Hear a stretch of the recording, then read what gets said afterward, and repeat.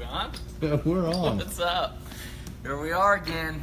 As you can see, we've got deer around the office like this. We are always thinking about hunting, not just when hunting season gets started up here in the fall, but it's a year-round thing. But I think there's a lot of people out there that's really starting to get serious now, starting to get prepared, starting to gear up, you know, whether it's scent control or attractants. It's time to make sure that you've got what you need to really to hit, start off the season. I mean, exactly, to be in the stand and be prepared so that you're not scrambling the last night and trying to figure out what you're missing and things like that, because you never know. Your first sit of the year, that might be when you see the biggest deer of the year. You don't know. You got to be ready day one. Exactly, and a lot of times those early season bucks, those are the ones that are most patternable. So if you've been using trail cameras like a lot of people do in the summertime and patterning these bucks, you may have a deer very well patterned, and like I said, you may very well have an opportunity the first sit you have, whether that's in the morning or in the evening. But yeah, I mean, it's nice that we get to have some of these big boys hanging around our office here, but at the same time, it's hard to focus when you're constantly thinking about hunting, right? But you know what? That's what keeps us going. That's what makes us want to get out in the woods. Makes us want to get in the woods and actually create products that we would use ourselves. So that's one of the things that we really like here at Buck Bomb is, we're all hunters. We're all people that get out there, and we appreciate it just like all the viewers out there. So what do we got here, Tony? I know we've talked about these products, briefly in past episodes, but yep. So a few weeks ago we talked about mock scrapes, and Jason McKee was a great educator there, and I've actually heard from a few people saying that they've watched that mock scrape video and they learned quite a bit. It was actually one of our longest videos that we've done because there was so much to cover and so much detail involved with those mock scrapes. Last week we talked about our line of synthetic urines that we have on the Buck Bomb line of scents. And yeah, the synthetic and the big game side of things. Yep, the big game side. You've got moose and bear and all that kind of stuff. Elk seasons are opening. We actually have deer season open in Florida right now. A lot of people are going to be going out west and doing antelope and elk and things like that here this month, actually. But also in the 4-ounce size, the bottles is our standard whitetail urines. And if you'll zoom in here, you folks are probably familiar with the aerosol cans that made Buck Bomb what it is today. We've got the brand new Extras out now, which you may have heard us talk about. It's actually certified to have estrogen in there. So that's kind of the standby that people are familiar with. But really what we've done is we've taken the same urine that's in these aerosols and put them in a little bit different vehicle to put it out in the woods, whereas you're spraying the aerosol cans. These are actually dropper bottles where it's a 4-ounce size, and you may see other manufacturers out there with urines that might have 1 or 2-ounce sizes and say, well, why do I need a 4-ounce bottle? Actually, it's funny, our guys actually met with a deer veterinarian up in Pennsylvania several weeks back, just to kind of learn a little bit more about the deer and how they go about collecting the urines and things like that. And she actually said, typically a deer, when it urinates, it's gonna release 6 to 8 ounces of urine each time. So putting out a half an ounce or an ounce at a time, it's really not that natural. A 4-ounce bottle, maybe that's not even enough. Maybe it needs to be an 8-ounce bottle. But to make sure it's a nice cost-efficient way, we put it in a 4-ounce bottle, and it's really it's not too much to put a whole bottle out. And that was one of the biggest questions we've gotten is, hey, is putting out too much of this going to scare the deer? Right, and that's why I mentioned that, because there's some people might have this conception that if you just maybe you release an entire can of Buck Bomb out in the woods, is that just so unnatural and it's going to spook away the deer? Well, actually no, because if you think about it, in our mock scrape video that we did, Jason talked about how when you start a mock scrape, it will turn into an actual scrape, just like a scrape that was begun by a deer, because deer will come by, they'll hit that scrape, and then they will be urinating in that scrape each time they come by. So every time a deer comes by and hits that scrape, that's more urine that's going in there. So it's just piling up. So there could be ounces and ounces and ounces worth of scent in that scrape itself. So don't be too shy about putting out these scents. That's all I'm trying to get at here. And like you said, I mean, these will eventually turn into, you know, self-operating scrapes that you don't really have to touch. Right. You know, the deer will manage themselves. Right. So just to kind of work through what we've got here, what I want to touch on the whitetail scents here.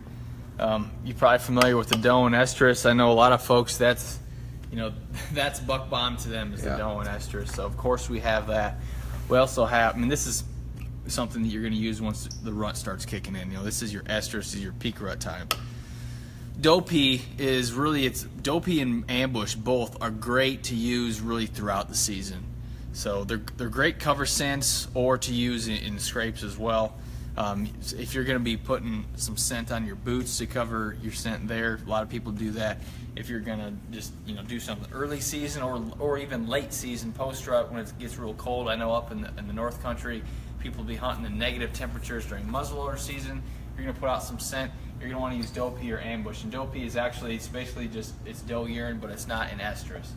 And ambush is it's actually the urine of a young buck. So that's also a great cover scent. It's not gonna alarm. It's not gonna alarm anybody. A dominant buck may come in and actually try to assert his dominance as well when he smells that young buck out there and trying to take his does and all that stuff. Of course, mentioning a dominant buck, we do have the dominant buck urine here, so you can sort of kind of try and challenge a local big buck that's in the area. So. And you're mentioning, when you can use these, and this year we've kind of implemented a system where they can just look at the package and it'll tell them when to use each one of these. So let me give you an example here. Here's the doe pea and here's the doe and estrus. This is what the packaging looks like. So you can see they've both got different variations of these icons here, and it pertains for which scent that is. So as you can see, the doe and estrus right here, that's prime time. As I mentioned, that's your peak rut time. That's when it's really, those bucks are really starting to think about breeding those does. That's your prime time. In the Midwest, a lot of time it might be around Halloween time, first couple weeks in November. You can also use it with the decoy. You can also use it with mock scrapes, as we were talking about before. But again, this is for that peak rut time period. Now, differently here on the doe pea side, as I mentioned, this is a great cover scent to use all throughout the year. Pre-rut and post-rut. So, like I said, from day one to last day, doe pea is going to be a great option.